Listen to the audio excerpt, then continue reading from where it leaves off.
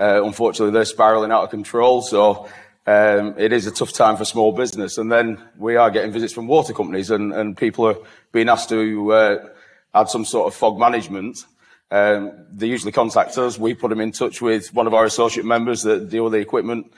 They have a couple of conversations on social media, and then often they opt for a metal box off eBay, which does some sort of a job, but it's not ideal. And I'm trying to steer the industry towards doing the right thing, but there are businesses out there that just can't afford £3,000 for a grease removal unit. So, it's tough for those smaller businesses. So they could probably do with some help.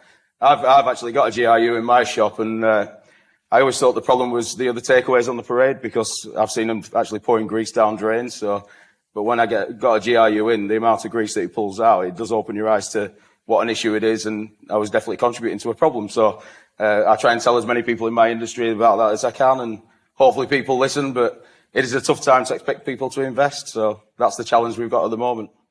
So give us some numbers, obviously, from your own fish and chip shop. I just want to know, we know about the monthly energy increase for a homeowner, but give us some numbers like what you're expecting that to be this year compared to what it was last year, just for a kind of a data point, if you will. Well, I'm in a lucky position because I'm in contract till next October, hopefully, unless they break the contracts. I've seen that done as well. But I was contacted by a member the other day. His electricity was going from £800 a month to £8,000 a month. They put an £8 standing charge. I said when the announcement was made, I did a response to Propel, and I said I would like to have seen something on standing charges, because it's a hidden cost that they're just being inflicted on unsuspecting business owners. Now, to be honest, those kind of numbers, it's game over for a small business. You just can't operate. I've repossessed one of my old shops because he couldn't afford to get into new contracts. He didn't do a change of tenancy. The previous owners owed £10,000. The utility company came and took the gas meter out. So I've got a shop. He handed the keys back. I've got a shop with no gas meter.